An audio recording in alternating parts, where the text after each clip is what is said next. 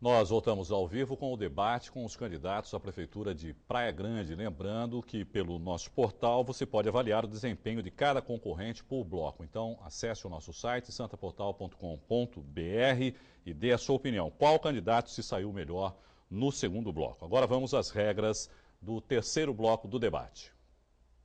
Candidato pergunta para candidato. Neste bloco, a regra assegura que a pergunta é livre para qualquer candidato, podendo ocorrer que nem todos serão perguntados. Entretanto, todos perguntarão e replicarão.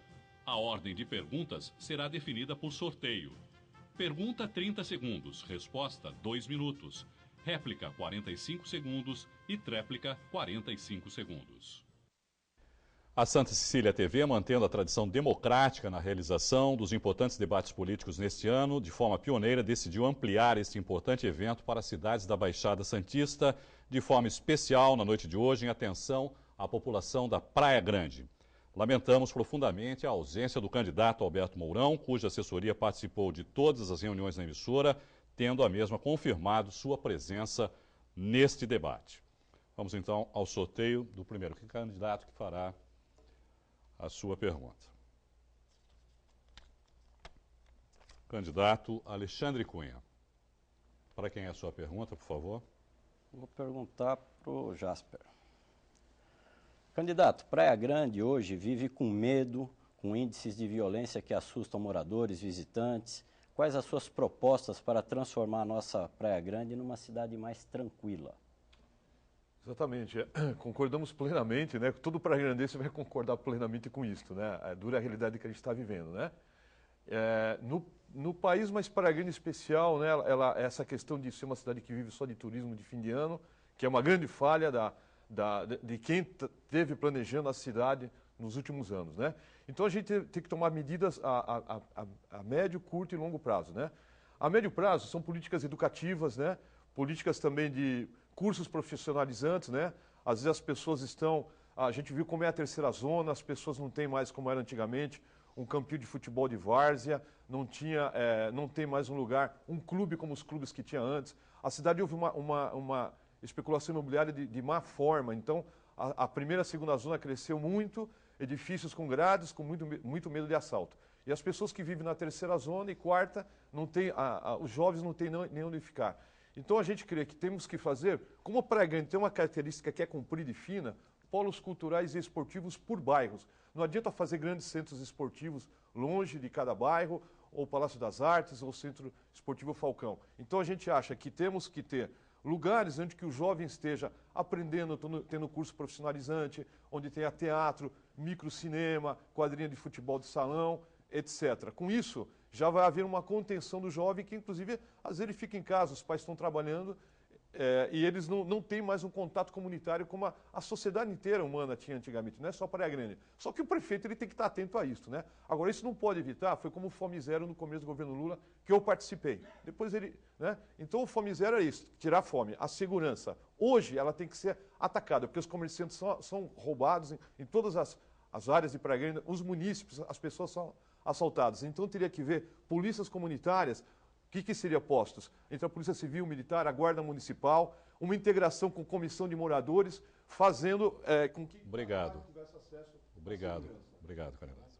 45 segundos. Eu não tenho dúvida que temos que investir fortemente nessa juventude. Quando fui vereador, quando tive a oportunidade de ser vereador na nossa cidade, foi nossa a propositura que iniciou com as bolsas de estudo para o universitário, foi através de um projeto de lei nosso. Também foi a nossa iniciativa de criar as escolinhas de esportes radicais, as escolinhas de surf, que hoje já produziram vários atletas até de nível nacional e mundial. É dar oportunidade. Mas eu também acho que nós temos que dar exemplos. É triste. Nosso prefeito foi agora, pela Procuradoria Regional Eleitoral, denunciado junto com Edis Vedovati como formação de quadrilha. Obrigado, candidato.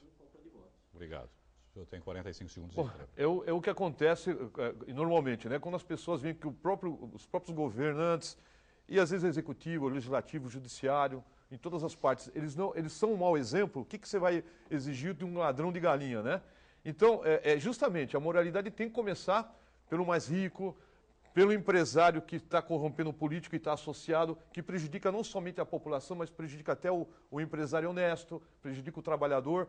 Então, é verdade, é uma questão holística, está tudo integrado, por isso que eu falava antes, né?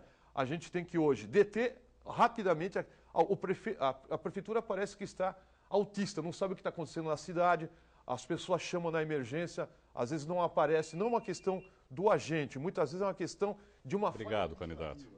Obrigado. Próximo candidato a perguntar. Candidato Cunha Lima. Já, Para para o Jasper. Para o Jasper. Jasper, nós militamos politicamente nas mesmas correntes políticas. Hoje nós estamos em caminhos diferentes, você está no PSOL, eu estou no PSC. Logicamente que a pergunta que eu vou fazer, ela foge até do campo municipal, mas ela influencia, porque a partir do momento que você vê imagens coligadas, você influencia. O que é que você tem a dizer do mensalão, da condenação do deputado João Paulo Cunha, do Zé Disseu e sucessivamente? Bom, essa foi justamente a origem do PSOL, né? Com a Luiz Helena, o Babá, né?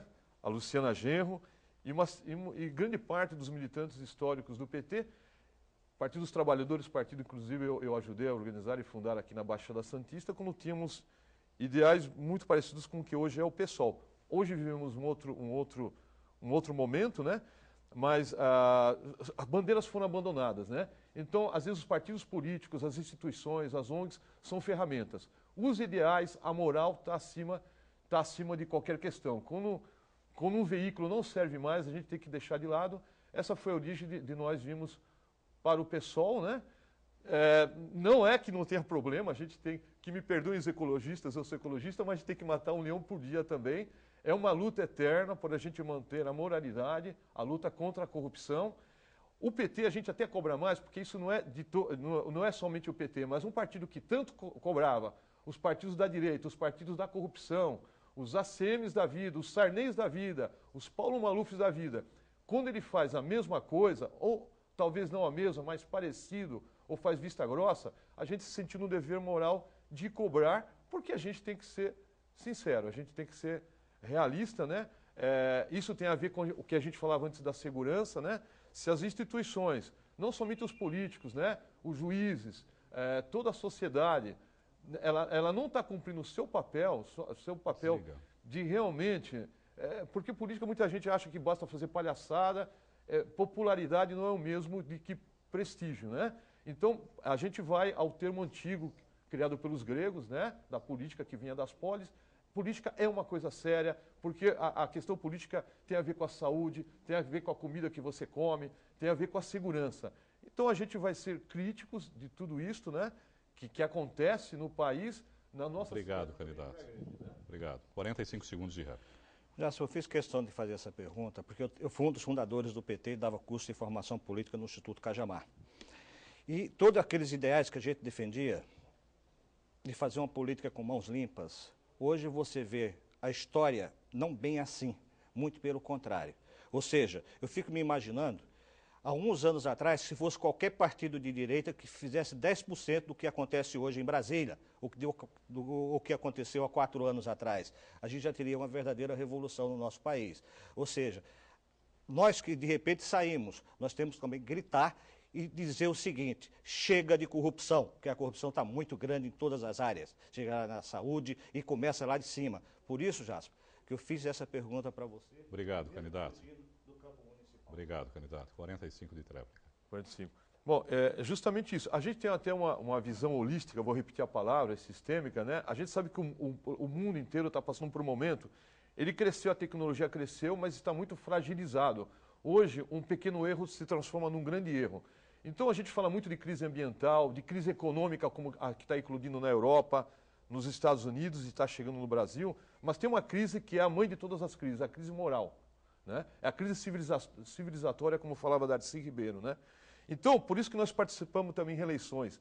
Não é fácil estar aqui como candidato e, de repente, a fama de candidato, a fama de política é a pior que existe, não é verdade? Então, mas você vai fazer o quê? Você vai se omitir? Você vai ficar em casa só reclamando? Obrigado. Eu já atuo nos movimentos sociais. Obrigado, candidato. Muito obrigado. Para a sua pergunta agora, candidato Jasper, para quem o senhor dirige a sua pergunta? Alexandre Cunha. 30 segundos, por favor. Alexandre, você que já esteve, né, como vereador, vice-prefeito, você deve ter muitos projetos relativos a obras de infraestrutura na cidade de Praia Grande, né? A gente sabe que Praia Grande é uma cidade que cresce bastante, possivelmente vai ser a cidade de maior população dentro de pouco tempo, né? E, a nosso ver, ela está crescendo de forma desordenada, não é verdade? Agora, eu queria saber quais são as propostas da sua coligação e suas em relação a este crescimento de Praia Grande, que tem coisas boas e ruins.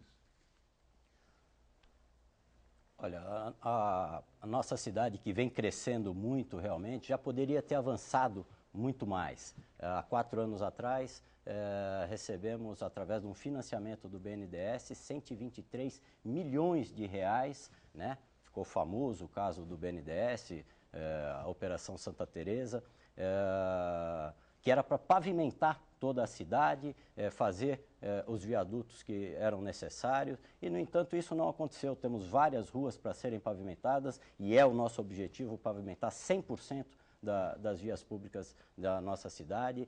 Se o governo do PSDB continuar enganando a sociedade, como tem feito lá com o viaduto do Samambaia, faremos também um forte investimento ali para fazer o viaduto onde tem 70 mil pessoas ilhadas do Japurá até o Melvi. Então, precisamos fazer essa obra. Continuar a obra de urbanização do canal Acaraú-Mirim, para acabar com as enchentes naquela região, fazer os canais e o desassoreamento do Rio Branco, para poder também acabar com as enchentes ali na curva do S. Mas isso já poderia estar muito avançado. Como já foi dito aqui, infelizmente, hoje Praia Grande é administrada por interesse de meia dúzia de pessoas. Pegaram parte desse dinheiro que era para pavimentar a rua da nossa cidade, quebraram a Avenida Kennedy todinha para refazer e não fizeram a principal obra, a substituição da drenagem, fazendo com que, mais uma vez, vamos rasgar dinheiro para poder consertar mais um erro de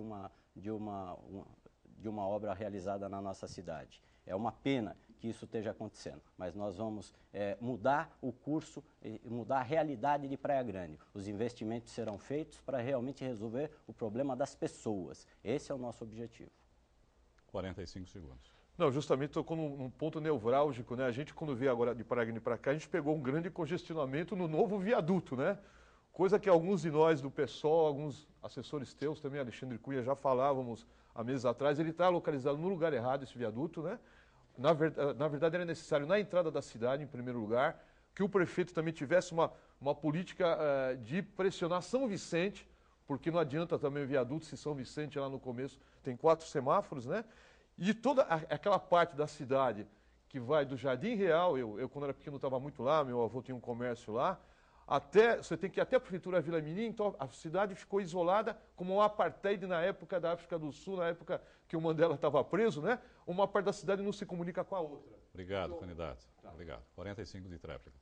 É uma sequência de erros, um governo mal avaliado, o prefeito nem sai candidato à reeleição, porque o Mourão não deixou, apesar de ter sido ele que tenha colocado o prefeito lá, o Roberto Francisco lá, nem ele aprova o governo. Uma série de erros, obras muitas vezes que poderiam ter sido, se eu tivesse ouvido a sociedade, teriam sido feitas diferente, como lá na Ocean, onde teve que fazer um novo viaduto, 9.600.000, quando, na verdade, a população, antes da realização da obra, tinha pedido para ter sido feita aquela obra. Foram rasgados 9.600.000 e hoje temos 3.000 crianças precisando. Obrigado, candidato.